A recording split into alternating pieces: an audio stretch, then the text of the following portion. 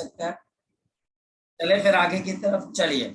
हमारे पास अगर कोई डाउट नहीं है तो आज हम पहले पोटेंशियल एनर्जी कल हमने सीखी थी कि दो चार्जेस के बीच की एनर्जी को हम पोटेंशियल एनर्जी कहते हैं जब ये दोनों चार्जेस एक कॉन्फ़िगरेशन को बिल्डअप करते हैं। फॉर एग्जाम्पल, मेरे पास यहाँ पर आगे इलेक्ट्रोस्टैटिक पोटेंशियल एनर्जी, हमारे पास electrostatic potential energy is described as the energy of the configuration. This is the energy of configuration, the energy of the configuration of the charges, energy of the configuration of the charges. ये charges की configuration पे depend करती है। मैं आपको समझाता हूं कैसे। सपोज कि मेरे पास यहाँ पर दो चार्जेस, अगर इन दोनों चार्जेस के अंदर मैं ए का डिस्टेंस रखता हूं, ये क्यू और ये क्यू, और इन दोनों चार्जेस के बीच का डिस्टेंस है ई, तो इन दोनों के पोटेंशियल एनर्जी क्या होगी? 1/4 pi epsilon not Q square upon आपके पास ए। लेकिन अगर इन्हीं दोनों चार्जेस के बीच का डिस्टेंस मैं चेंज कर देता हूं और ये डिस्टेंस 3a हो जाता है, तो अब बताओ कि इन्हीं दोनों चार्जेस की पोटेंशियल एनर्जी सेम होगी कि अब चेंज हो जाएगी? तो अब आप बोलोगे जी सर इसकी potential energy 1/4 pi epsilon not Q square upon क्या आ जाएगी? 3। समझ पा रहे हो कि दो चार्जेस की जो पोटेंशियल एनर्जी है वो कॉन्फ़िगरेशन की एनर्जी है कि वो कॉन्फ़िगरेशन बनी कैसे, उस कॉन्फ़िगरेशन की ज्योमेट्री क्या है, उन दोनों चार्जेस के बीच का सेपरेशन क्या है, और उन दोनों चार्जेस की वैल्यू क्या है along with their sign. Reason, suppose कि मेरे पास यहाँ पर कोई टीचर आपको दो चार्जेस प्रोवाइड करता है और ये दो चार्जेस जो हमने यहाँ पर आपको प्रोवाइड किए, इसमें से एक चार्ज पॉजिटिव का है, एक चार्ज नेगेटिव का है, और इनके बीच का डिस्टेंस ए है। तो अब बताओ इसकी पोटेंशियल एनर्जी क्या होगी? बताओ इसकी पोटेंशियल एनर्जी क्या होगी? तो हमारे पास इसकी पोटेंशियल एनर्जी हो जाएगी 1/4 pi epsilon not minus Q square upon. तो रिमेंबर, यहां पर मुझे ये भी पता लगा कि ना सिर्फ कॉन्फ़िगरेशन, ज्योमेट्री, बल्कि इस बात पे भी ये डिपेंड करेगा कि हमारे पास जो दो चार्जेस हैं इनके साइन क्या। अगर एक चार्ज पॉजिटिव और एक चार्ज नेगेटिव है तो यही पोटेंशियल एनर्जी जो पहले पॉजिटिव आ रही थी अब वो मेरे पास क्या बन जाएगी? नेगेटिव हो जाएगी। तो ये मेरे पास यहाँ पर नेगेटिव हो जाएगी। हमने ये भी सीखा कि आपके पास potential energy, the potential energy is also the potential energy is also the आपके पास work done, this is the work done to assemble this system, the work done to assemble this system, assemble this system, यानी इस system को assemble करने में जो work done लगता है उसको हम पोटेंशियल एनर्जी बोल देते हैं। हमने ये भी सीखा कि work done to disassemble, work done to disassemble, work done to disassemble, और the work done by electric field, और work done by the electric field, ये हमारे पास किसके बराबर है? ये हमारे पास किसके बराबर है? यह हमारे पास negative of the potential energy के बराबर। ये कल हमने यहाँ पर सीखने की कोशिश की, समझने की कोशिश की, और अगर अभी इसमें से मुस्कान, दीप सिमर आपको कोई डाउट है तो यहाँ पर संध्या आप मुझसे पूछ सकते हैं। तो संध्या अगर कोई डाउट है, नितिका अगर कोई डाउट है, राघव, सिमरत, जस्सी, प्रणीत अगर हमारे पास यहाँ पर कोई डाउट है, आदित्य, तो आप मुझसे पूछ सकते हो। चार्जेस को मल्टीप्लाई करना है, डिवाइड कर दो, चार्जेस को मल्टीप्लाई करना है और उनके बीच के डिस्टेंस को डिवाइड कर देना। ये work done to assemble this system भी है, और ये work done to assemble this system potential energy भी कहलाती है। और अगर डीअसेंबल का टीचर कोई पूछ ले तो आप यहाँ पर क्या कर दोगे? आप यहाँ पर पोटेंशियल एनर्जी का नेगेटिव ले लोगे, पोटेंशियल एनर्जी का नेगेटिव ले लोगे, और ये मेरे पास work done to disassemble the system आ जाएगा। जी बोलिए बच्चे, किसी बच्चे का कोई डाउट? संध्या कोई डाउट है बेटा? संध्या कोई डाउट है तो पूछो। शाबाश नितिका, राघव, नहीं तो मैं आगे चलूं। चलो मैं आगे की तरफ। Yes sir. तो ये मेरे पास यहाँ पर सबसे पहली चीज है, मुझे समझ में आनी चाहिए। अब टीचर इस पे क्या क्वेश्चन बना सकता है, मैं आपको समझाता हूँ। मेरे पास यहाँ पर एक क्वेश्चन क्या है कि वी हैव, मेरे पास यहाँ पर electric charges, we have the electric charges, मेरे पास यहाँ पर इलेक्ट्रिक चार्जेस हैं +7 माइक्रोकुलम और -3 माइक्रोकुलम एट, जहां पर कहां पर है बच्चे, 9 सेंटीमीटर 0 पे, और दूसरा है -9 सेंटीमीटर 0 और 0, ये दो charges. Calculate potential energy, calculate the potential energy, calculate the potential energy of the system, calculate the potential energy of the system, calculate the potential energy of the system, and also calculate the work done to deassemble this system, the work done to deassemble this system। आप इस system को अगर डीअसेंबल करना चाहते हो तो आपको कितना वर्क डन करना पड़ेगा। सॉल्यूशन फोकस करते हैं। मेरे पास यहाँ पर दो चार्जेस हैं, एक चार्ज हमारे पास पॉजिटिव एक्स एक्सिस पे है, ये हमारे पास, और दूसरा माइनस एक्स एक्सिस पे है। +7 माइक्रोकुलम आपके पास 9 सेंटीमीटर पे है, और मेरे पास यहाँ पर -9 सेंटीमीटर पे -3 माइक्रोकुलम का चार्ज है। इन दोनों चार्जेस के बीच में, इन दोनों चार्जेस के बीच में हमारे पास कितने की सेपरेशन है, तो हमारे पास इन दोनों के बीच में कितने की सेपरेशन है, 18 सेंटीमीटर। 9 आगे वाला, 9 पीछे वाला। होप सो तो मेरी बात को समझ पा रहे होंगे।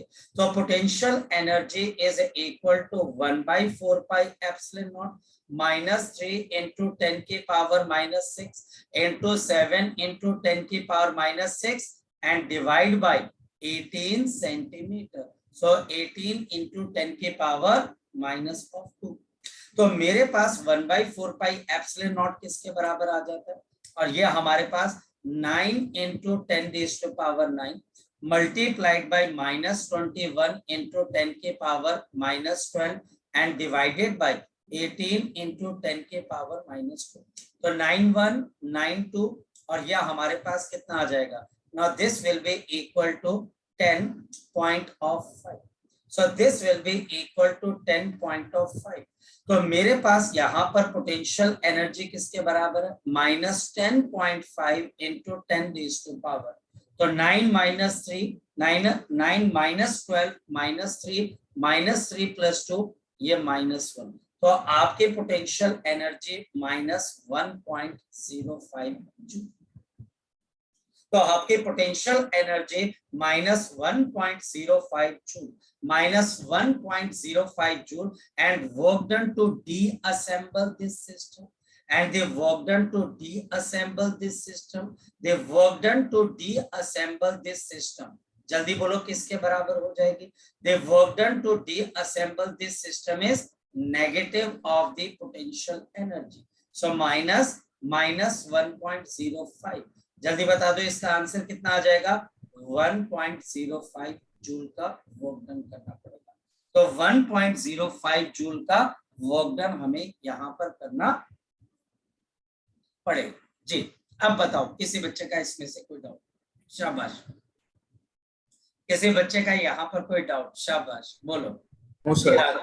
बोलो सर। No sir. अच्छा, सो हमारे पास यहाँ पर ये पोटेंशियल एनर्जी से रिलेटेड आपके पास यहाँ पर क्या आ गया बच्चे, वर्क डन आ गया। अब चलते हम आगे की तरफ और चीजों को अंडरस्टैंड करते हैं। अगर हम आगे की तरफ को चलें तो मैंने आपको कल समझाया कि ये भी हो सकता है हमारे पास कि एक से ज्यादा चार्ज, दो से ज्यादा चार्जेस हो, तो पोटेंशियल एनर्जी की टर्म्स बनती हैं पेयर्स में, और हम पोटेंशियल एनर्जी को निकाल सकते हैं। कल मैंने आपको एक एग्जांपल करवाया था, आज एक एग्जांपल मैं और करवाता हूं, फिर हम आगे क्वेश्चन की तरफ को चलते हैं। तो मेरे पास यहाँ पर क्वेश्चन क्या है, क्वेश्चन हमारे पास यहाँ पर ये है कि मेरे पास यहाँ पर 3 charges, we have the 3 charges, और मेरे पास यहाँ पर चार्ज है -Q का, सेंटर वाला चार्ज है Q0 का, और ये वाला चार्ज है मेरे पास माइनस ऑफ क्यू नॉट। ये साइड वाले चार्जेस सॉरी लास्ट वाला माइनस क्यू ना कि बच्चे माइनस क्यू नॉट, ये माइनस क्यू। और मेरे पास यहाँ पर इन दोनों चार्जेस के बीच का डिस्टेंस एल है और आपके पास इन दोनों के बीच का डिस्टेंस भी एल के बराबर आता है। टीचर क्वेश्चन क्या पूछ रहा है? टीचर क्वेश्चन ये पूछ रहा है बच्चे हमारे पास for what value of what value of q naught divided by q the potential energy of the system the potential energy of the system is 0। यानी कि हमारे पास q नॉट बाई q की वो क्या वैल्यू होगी जिसपे potential energy of system drop होकर क्या हो जाएगा, 0। अब हम सबसे पहले इसकी पोटेंशियल एनर्जी को कैलकुलेट करते हैं, पर कैसे कैलकुलेट करें, कैसे समझे, मैं आपको बता देता हूँ। यहाँ पर मेरे पास 3 चार्जेस है, तो मेरे पास यहाँ पर एक पेयर ये बनेगा, एक पेयर ये बनेगा और एक पेयर आपके पास ये वाला बन जाएगा, राइट। मेरे पास यहाँ पर 3 पेयर बनेंगे 2-2 के चार्जेस के, तो इन तीनों चार्जेस के मेरे पास 2-2 के 3 पेयर बनेंगे। इस सिस्टम की पोटेंशियल एनर्जी किसके बराबर है, के minus of Q into Q naught divided by L. Next one मेरे पास आ जाएगी प्लस ऑफ के into minus Q into Q naught divided by L. मेरे पास यहाँ पर मैंने ये वाला और ये वाला, ये दोनों के दोनों रिलेशन को मैंने यहाँ पर खत्म कर दिया। इसमें एक और पेयर बनेगा k इंटू माइनस क्यू तो क्यू स्क्वायर, तो k Q square upon 2l और इन सबका सम 0 होना चाहिए क्योंकि टीचर हमें ये बोल रहा है कि potential energy of this system is 0। चले आगे की तरफ, अगर ये हमारे पास यहाँ पर 0 हो रहा है तो इसको सॉल्व करेंगे तो हमारे पास क्या आ जाएगा। तो सबसे पहले इन दोनों को हम सॉल्व कर लेंगे, तो 2 into K into Q naught divided by L with negative sign क्योंकि ऐड हो रहे हैं आपके पास, और ये वाली टर्म यहाँ पर चली जाएगी तो ये भी माइनस हो जाएगी, के into Q square upon 2 into L. अगर मेरे पास ये L से L और K से आपके पास K, नेगेटिव साइन से नेगेटिव साइन और एक Q से दूसरा Q चला जाता है, तो मेरे पास क्या बन गया, 2Q not is equal to आपके पास Q बाई 2। देयरफॉर मेरे पास बताओ इसकी ratio Q not by Q की रेशियो किसके बराबर आ रही है, सो दिस रेशियो इज 1:4। तो मेरे पास ये रेशियो किसके बराबर आ रही है, 1:4। क्वेश्चन समझ में आया, क्वेश्चन समझ में आया, क्वेश्चन समझ में आया। यहाँ पे टीचर आपको क्या बोल रहा है कि नो डाउट आप पोटेंशियल एनर्जी निकालो, बट इस बात का ध्यान भी रखो कि पोटेंशियल एनर्जी यहाँ पर इस सिस्टम की 0 है। तो क्या ऐसा हो सकता है कि एक चार्ज कॉन्फ़िगरेशन की पोटेंशियल एनर्जी 0 हो जाए? बिल्कुल हो सकती है, आपकी पोटेंशियल एनर्जी 0 हो सकती है हमारे पास। तो उसके लिए सूटेबल कॉम्बिनेशन ऑफ चार्जेस और सूटेबल ज्योमेट्री चाहिए, तो डेफिनेटली है आप यहाँ पर नेट जो आपके पास पोटेंशियल एनर्जी होगी उसको आप 0 कर सकते, जी। किसी बच्चे का कोई डाउट है तो वो बच्चा मुझसे डाउट पूछ सकते हैं, शाबाश जी। किसी बच्चे का कोई डाउट, बोलो। सर जो आपने sir work done be assemble के अंदर सर जो पोटेंशियल है वो माइनस में क्यों लिया है? देखो हमारे पास जो पोटेंशियल एनर्जी होती है वो असेंबली की होती है, यानी कि पोटेंशियल एनर्जी हमारे पास कब आती है, चलो मैं आपका डाउट ले लेता हूँ।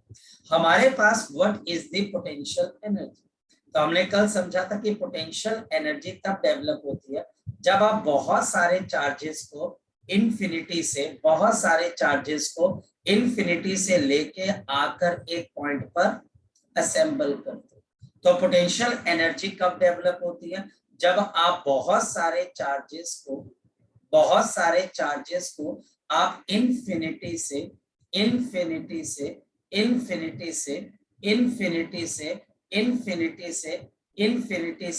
एक असेंबली बनाने के काम लेके आते हैं।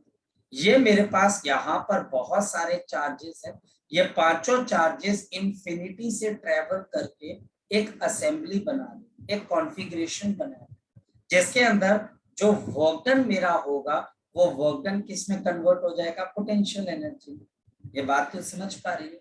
यानी कि पोटेंशियल एनर्जी कब होती है, जब तो एक्सटर्नल एजेंसी से वर्क करती है ताकि आपके पास ये कॉन्फ़िगरेशन असेंबल हो जाए, ये जुड़ जाए, ये चार्जेस एक दूसरे के पास आ जाए, ये कॉन्फ़िगरेशन को असेंबल कर दे, उसको बिल्ड अप कर दे।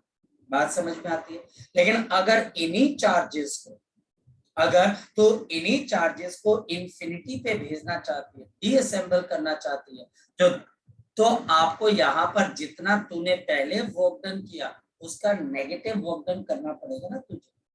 आया ना बच्चे, मेरी बात Yes, समझ sir. पा रही? तो इस Yes, वजह sir. से जो पोटेंशियल एनर्जी पहले तेरे पास आती है, अगर तू उसको नेगेटिव में ले लेगी तो तू ये समझा रही है कि जितनी पोटेंशियल एनर्जी इसको मिल रही है आप उतनी पोटेंशियल एनर्जी का नेगेटिव इसको दे दो, तो ये सिस्टम क्या हो जाएगा, डीएसएफ। चल मुझे एक बात बता, केमिस्ट्री के अंदर तुमने आयनाइजेशन एनर्जी पढ़ी है बच्चे? पहले तो एक बात बता। Yes, sir. अब बता आयनाइजेशन एनर्जी क्या चीज होती है, जल्दी बता दे मुझे, बोल। किसी भी इलेक्ट्रॉन के आयनाइजेशन एनर्जी क्या होती है राजे, बोल बोल, मैं बताऊं? Ionization energy is the energy required by the electron to leave the orbit and goes up to the infinity. कहने का मतलब, अगर मेरे पास कहीं पर किसी एटम के अंदर पॉजिटिव न्यूक्लियस के आसपास ये मेरे पास क्या होते हैं बच्चे, कुछ ऑर्बिट्स होते हैं, इस ऑर्बिट के अंदर इलेक्ट्रॉन के पास टोटल एनर्जी कितने की होती है, -13.6 into z square upon n square होती है कि नहीं होती है? जरा बता बच्चों मुझे, यस और नो, यस और नो, यस और नो। और ये बच्चे हमारे पास इलेक्ट्रॉन की एनर्जी होती है। जब आप इस इलेक्ट्रॉन को एग्जैक्ट इतनी ही एनर्जी बाहर से पॉजिटिव प्रोवाइड कर दे एक्सटर्नल, तो आपके पास ये जो इलेक्ट्रॉन है वो यहां से लीव करके कहां पर चला जाएगा, आपके पास इंफिनिटी। सेम कॉन्सेप्ट यहाँ पर भी है।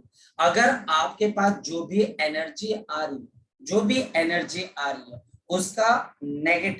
उसका नेगेटिव जब आप उसको प्रोवाइड कर दोगे तो सिस्टम आपके पास डिसइंटीग्रेट हो जाएगा, डिसोसिएट हो जाएगा या डीअसेंबल हो जाएगा और सभी चार्जेस इंफिनिटी पे चले जाएंगे। इस वजह से वर्क डन टू डीअसेंबल या फिर work done by the electric field या फिर work done by the electric field is a negative of the potential energy, negative of the potential energy, negative of the potential energy। अगर potential energy positive आ रही होगी तो ये work done negative का होगा, अगर potential energy मेरे पास यहाँ पर नेगेटिव आ रही होगी तो ये वर्क डन पॉजिटिव का हो जाएगा। क्लियर? क्लियर है लड़की? क्लियर है बच्चे? Yes, sir. अब चलते हैं आगे की तरफ और नेक्स्ट बच्चे हम यहाँ पर समझते हैं।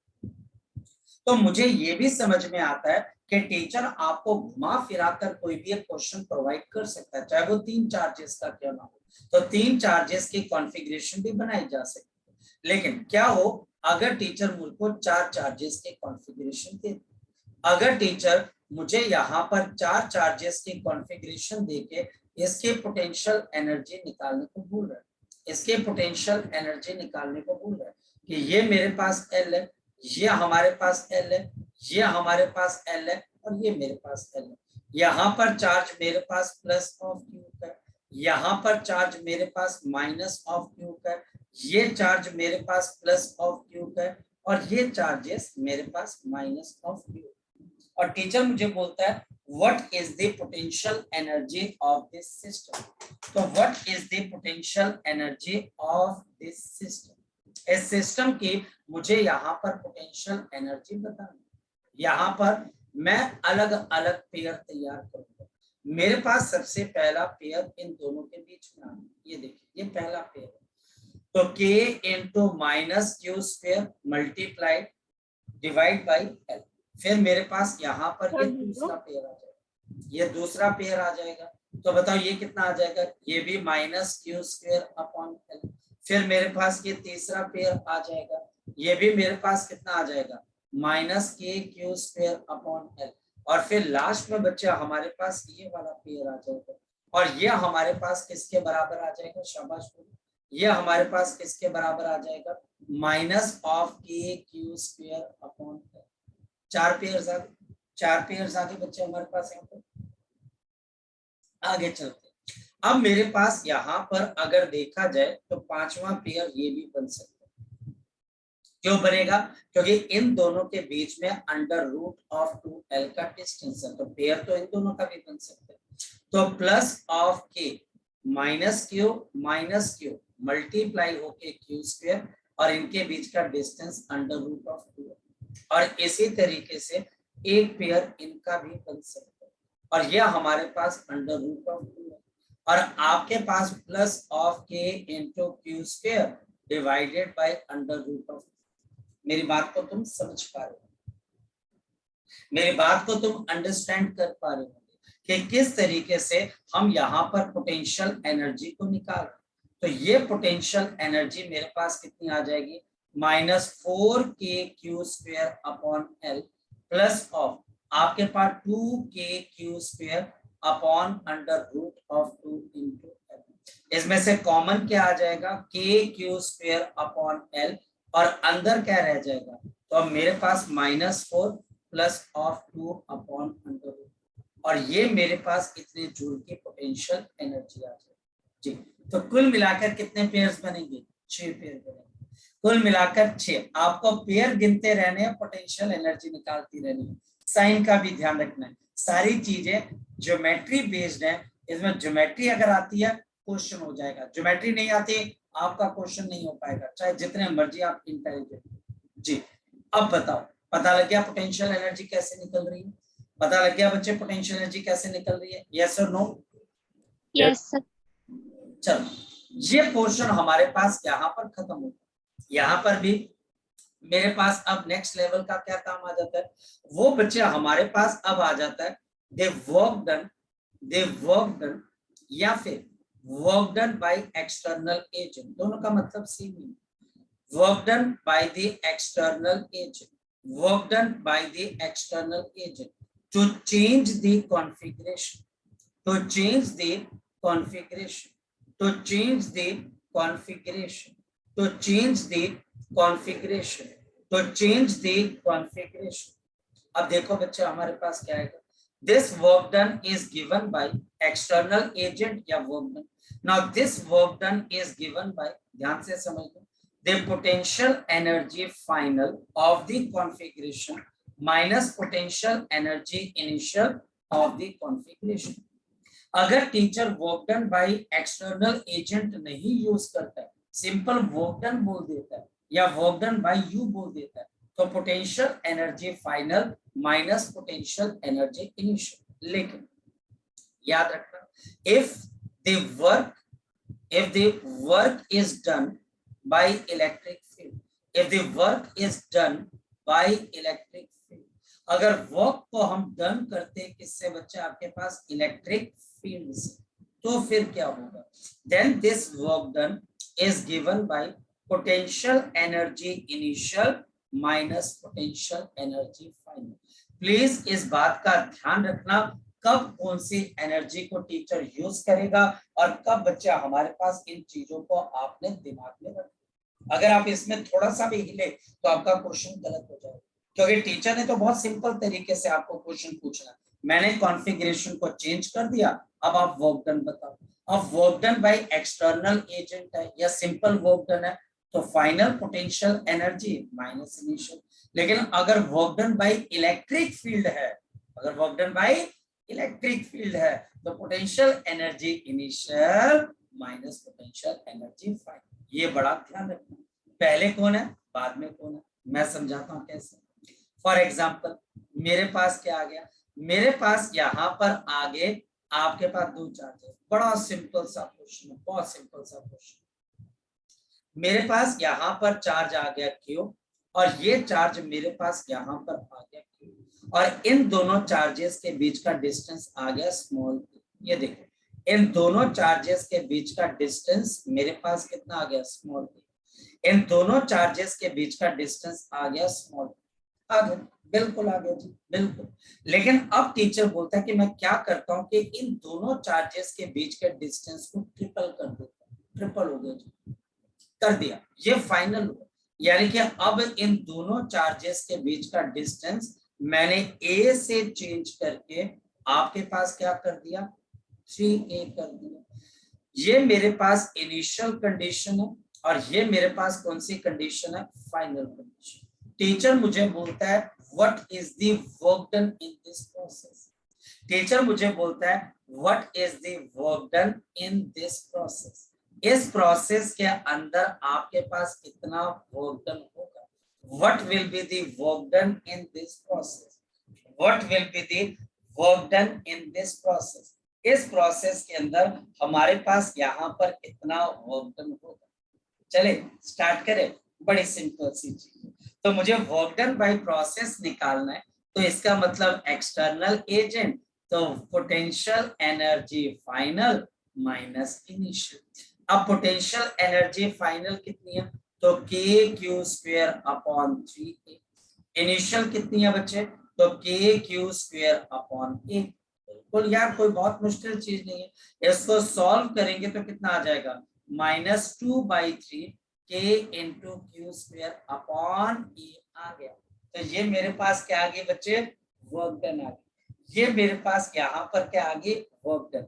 ये वर्क डन है किसका बच्चे, एक्सटर्नल एजेंट का। और अगर इलेक्ट्रिक फील्ड का होता फिर क्या करते, अगर इलेक्ट्रिक फील्ड का होते फिर क्या करते, फिर आप इनिशियल माइनस फाइनल, और आपका वर्क डन तब क्या आता है, नेगेटिव में आता कि पॉजिटिव में आता। तो आंसर है तब बच्चा हमारा वर्क डन यहाँ पर पॉजिटिव के अंदर आता है। क्लियर होगी बात, क्लियर होगी बात, यस और नो, यस और नो, क्लियर है। मैं आगे चलूं, आगे चलूं, मैं आगे चलूं, क्लियर है बच्चे, Yes, sir.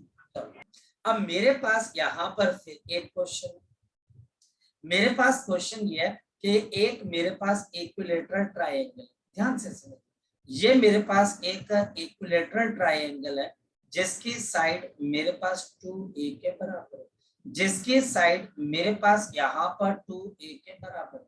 और इन दोनों, इन तीनों कॉर्नर्स पे ना, दोनों पे, इन तीनों के ऊपर मेरे पास यहाँ पर क्यू चार्ज आपके पास प्रिज्म है। और सडनली हम क्या चाहते हैं, ध्यान से समझ, हम ये चाहते हैं बच्चे कि ये ट्रायंगल श्रिंक हो जाए, ये ट्रायंगल अब आपके पास श्रिंक हो जाए और इसकी साइड आपके पास कितनी हो जाए, ए के बराबर, ये ऐसा हो जाए।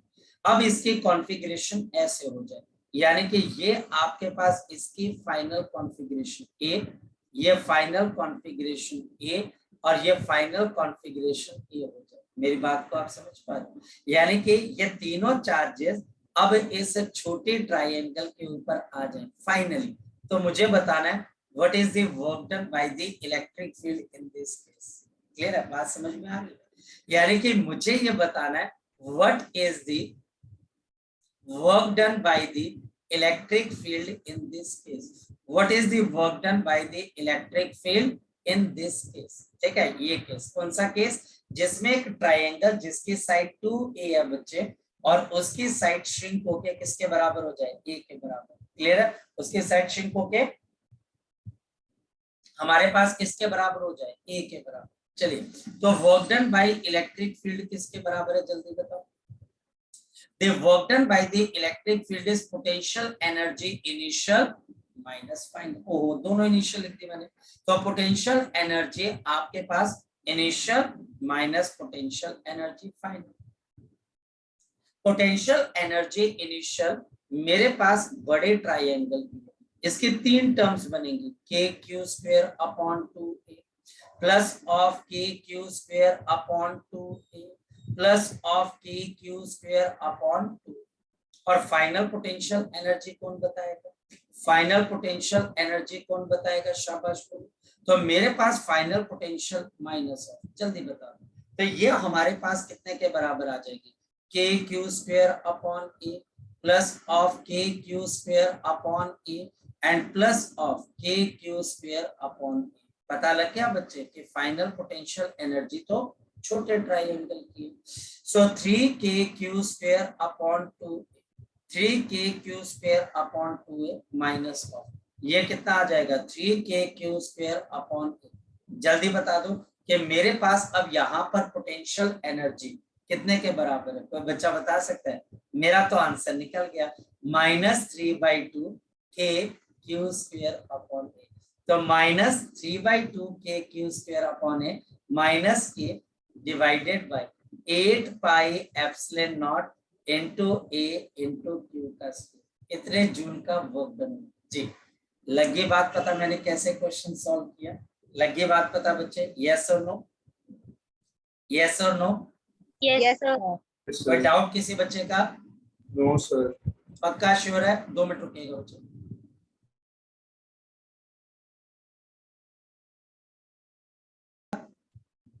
चलो हमारे पास ये भी आपके पास क्या आगे पोटेंशियल, मतलब कि क्वेश्चन में क्या है यार, बिल्कुल सिंपल सी चीज है यार, आपको सिर्फ ध्यान रखना है कि टीचर पूछ क्या रहा है और मुझे जवाब उस ढंग से यहाँ पर आना चाहिए बच्चे।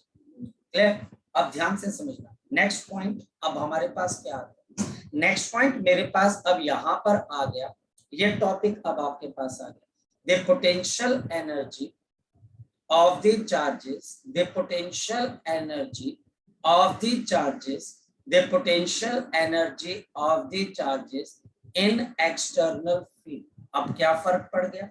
इससे पहले चार्जेस एक दूसरे की फील्ड में थे, लेकिन सपोज मेरे पास यहाँ पर कोई चार्ज कॉन्फ़िगरेशन है, इसके अंदर बहुत कोई चार्जेस है, मान लो कि ये पॉजिटिव नेगेटिव, मतलब कि कुछ ऐसे चार्जेस हैं, यहाँ पर बहुत सारे चार्जेस, और इन चार्जेस की वजह से हमारे पास यहाँ पर क्या प्रेजेंट है? एक इलेक्ट्रिक फील्ड।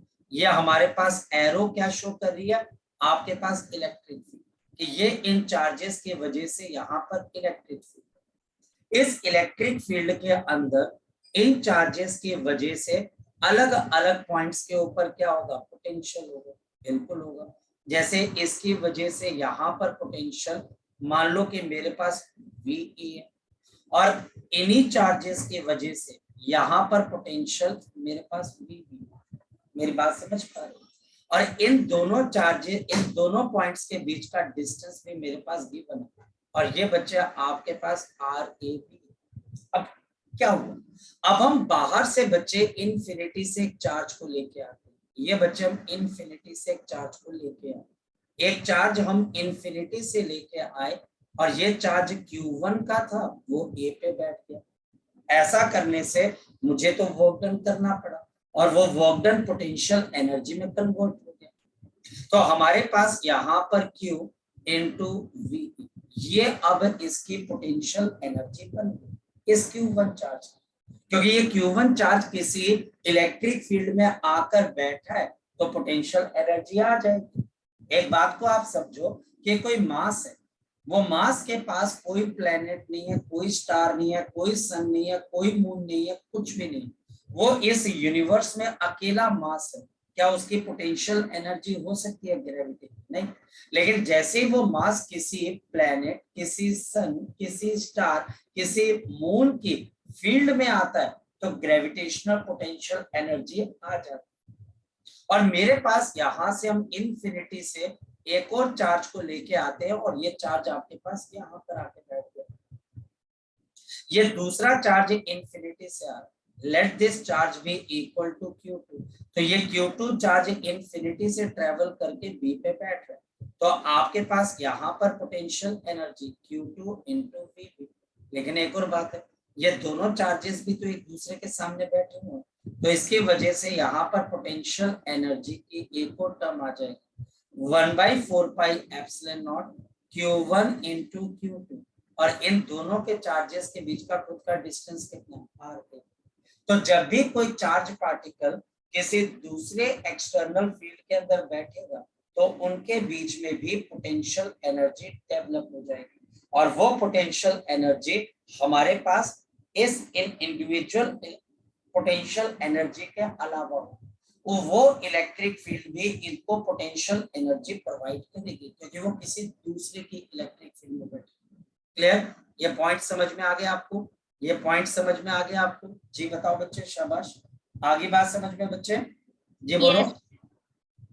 अब हम चलते हैं आगे की तरफ और हमारे पास यहाँ पर नेक्स्ट पॉइंट क्या आ जाता है? The next point is the potential energy of a dipole. The potential energy of a dipole. Potential energy of a dipole.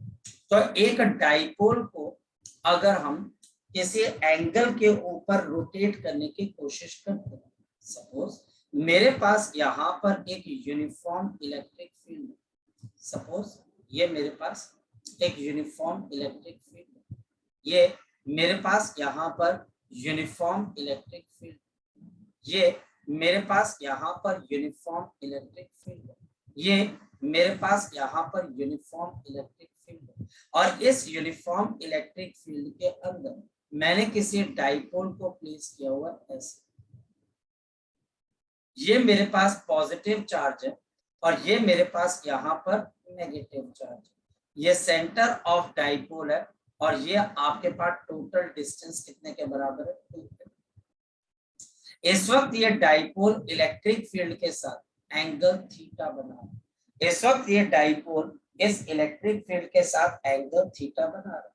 तो बेसिकली हम पॉजिटिव चार्ज को, हम इस पॉजिटिव चार्ज को पीछे धकेलने की कोशिश कर रहे हैं, हम इस पॉजिटिव चार्ज को पीछे लेके जाने की कोशिश कर रहे हैं और नेगेटिव चार्ज को लो पोटेंशियल के रीजन में लेके जाने की कोशिश कर रहे हैं, जो कि गलत बात है क्योंकि पॉजिटिव चार्ज हमेशा लो पोटेंशियल की तरफ जाना चाहता है और नेगेटिव चार्ज हमेशा हाई पोटेंशियल की तरफ, क्योंकि इनकी प्रॉपर्टी ऐसी है, इनकी नेचर ऐसी है कि पॉजिटिव नेगेटिव की साइड पे जाना चाहता है और नेगेटिव पॉजिटिव की तरफ, पर मैं इसको उल्टा घुमाने की कोशिश कर रहा हूँ बाय द एंगल थीटा। तो अब हमारे पास यहाँ पर क्या चीज आएगी, ध्यान से समझो। इफ अ डाइपोल, अगर मेरे पास यहाँ पर एक डाइपोल है बच्चे, is making angle theta, making angle theta, this is making angle theta with respect to the electric field, with respect to the electric field, with respect to the electric field, with respect to the electric field, the torque acting, इसके ऊपर torque कितना लग रहा होगा? The torque acting is given by, ये जो torque इसके ऊपर लग रहा होगा, this torque is given by PA sin of theta। ये हम ऑलरेडी इलेक्ट्रिक फील्ड के चैप्टर में कर चुके हैं, ये ऑलरेडी हम यहाँ पर कर चुके हैं। This topic is already done, ये टॉपिक बच्चे हम ऑलरेडी यहाँ पर कर चुके हैं, this has been already done. Now अब हम इस टॉर्क के अगेंस्ट इस पे काम करेंगे। दे work done by external agency, they work done by external agency, they work done by the external agency to rotate the dipole, to rotate the dipole, to rotate the dipole, to rotate the dipole by angle theta, by the angle d theta, by the angle d theta against the field, against the field।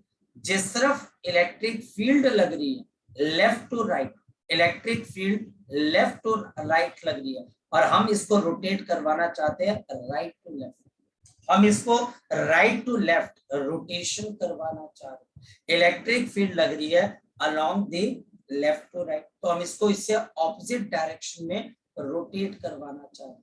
They work done by the external agency to rotate the dipole by the angle d theta against the field। तो ये जो हमारे पास यहाँ पर work done आ जाएगा, this is a integration of, आपके पास क्या आ जाएगा d, ये हमारे पास वर्क डन आ जाएगा और हम इसको थीटा इनिशियल से थीटा फाइनल के बीच में रोटेट करवाना चाह रहे हैं, दो एंगल्स के बीच में लेके जाना चाह रहे हैं।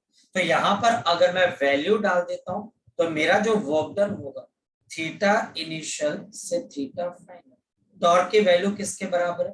P A sine of theta into D theta. तो साइन थीटा की इंटीग्रेशन क्या होती है, माइनस कॉस थीटा।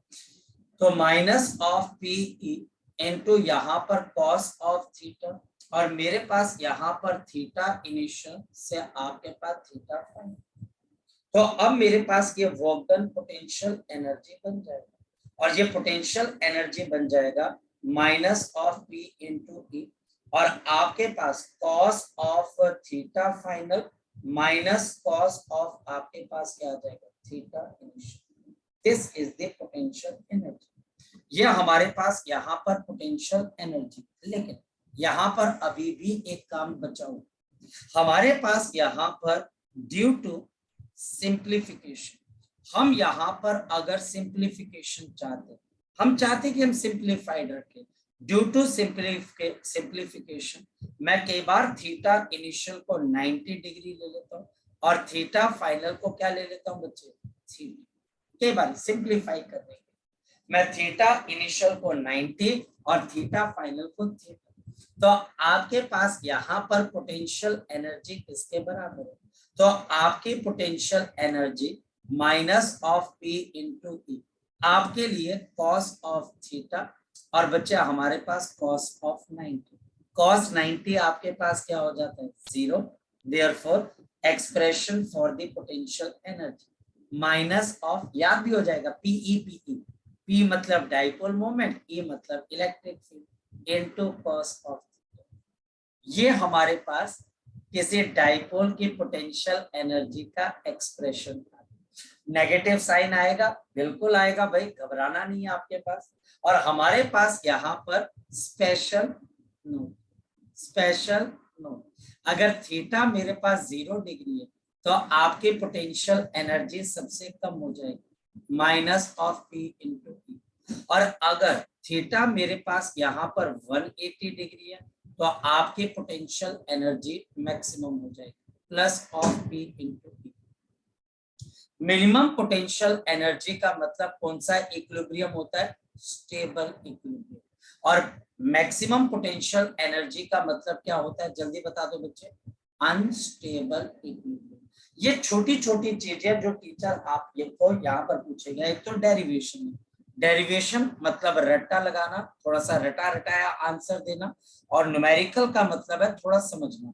आज फिजिक्स का पेपर था, मैं बहुत खुश हूँ, बिल्कुल। पेपर के बच्चे बोल रहे हैं कि पेपर टफ है, पर पेपर यही होता है बच्चे, फिजिक्स का पेपर ऐसे ही, ना तो जो बच्चा पूरी तरह से रट के गया उसके आंसर निकल पाए, ना ही जो बच्चा पूरी तरह से, मतलब कि बैलेंस पेपर था, जिसको थोड़े से न्यूमेरिकल आते हैं, थोड़ी सी उसने एनसीईआरटी पढ़ी हुई है, थोड़ा उसको रट्टा लगाने आता है, 2 मिनट में सॉल्व हो गया।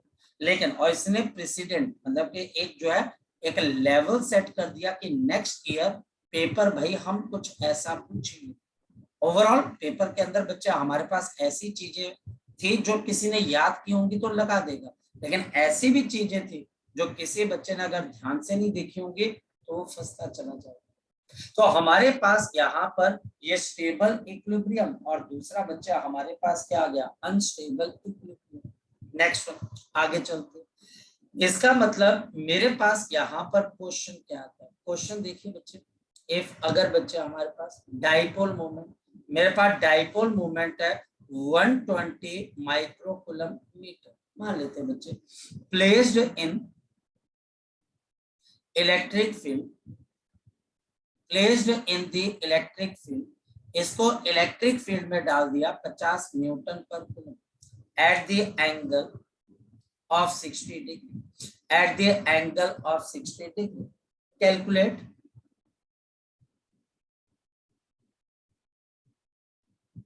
potential energy of the dipole, calculate the potential energy of the dipole, calculate the potential energy of the dipole।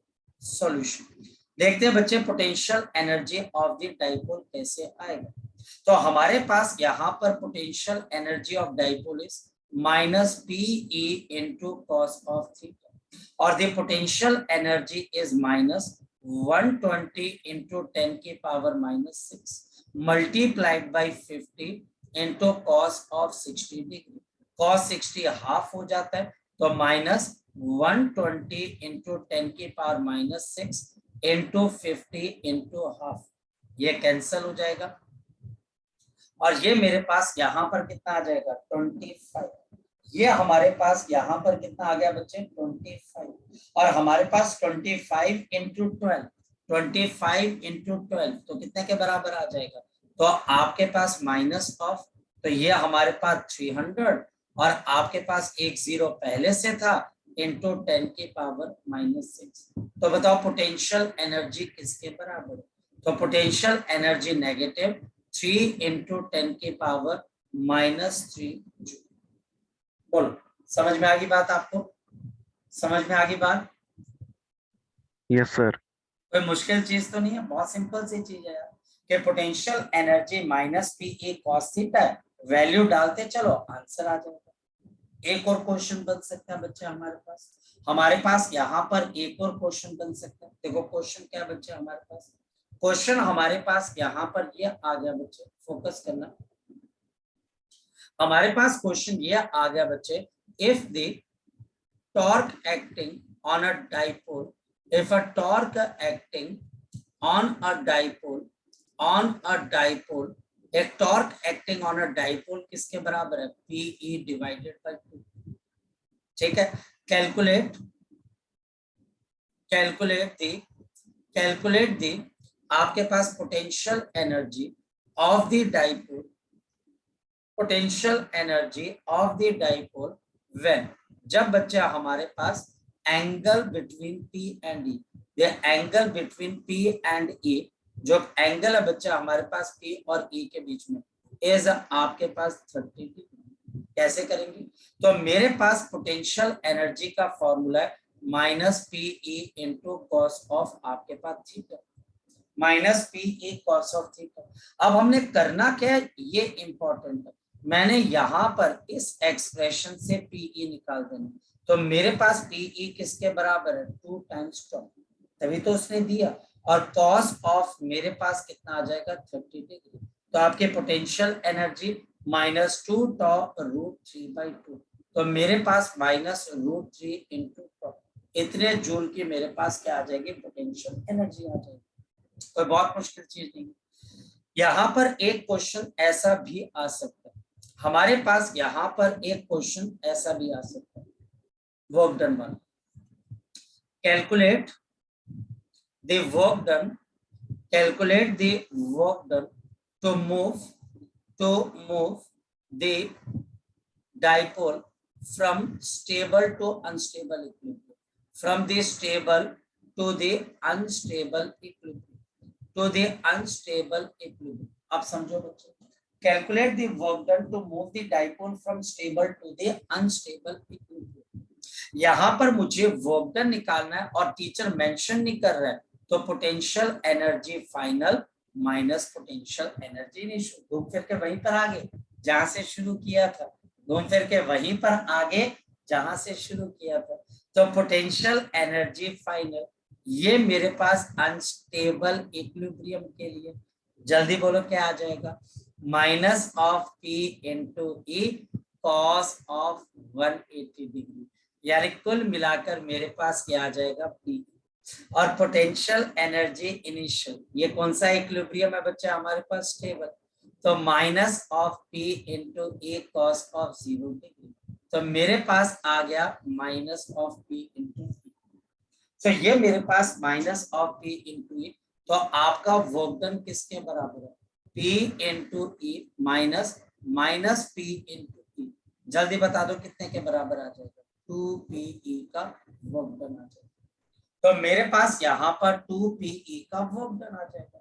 अब टीचर मुझे यहाँ पर क्वेश्चन देता है तो कोई दो एंगल दे देगा, अगर नॉर्मल देना हो कि भैया मुझे 90 डिग्री से 30 डिग्री पे जाना है, 90 डिग्री से 120 डिग्री पे जाना है, तो मुझे वर्क डन निकालो, मैं वर्क डन निकाल कर दे दूंगा।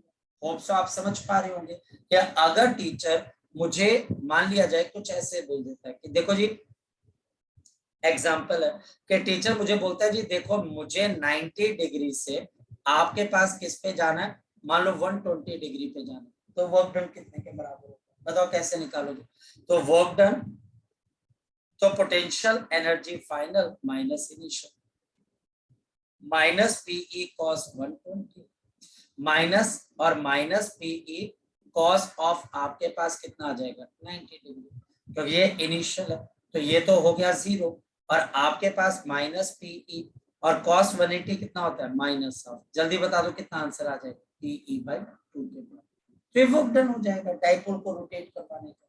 जी बोलो, अब किसी बच्चे का कोई डाउट रह गया इसके अंदर से? शाबाश, बोलो बच्चे, रह गया किसी बच्चे का कोई डाउट? No sir. No, हाँ sir. राघव पूछो, शाबाश, बोलो बच्चे। ऐसा कुछ आस्ते से जैसे कि सर हमको पोटेंशियल निकालना है सर, और हमको उन्होंने सर फाइनल इनिशियल एंगल दे दिया सर। देखो बहुत सारी चीजें हो सकती हैं, अगर आप मुझे बताएं कि स्पेसिफिकली आप क्या पूछना चाह रहे हैं, किस चीज को निकालना?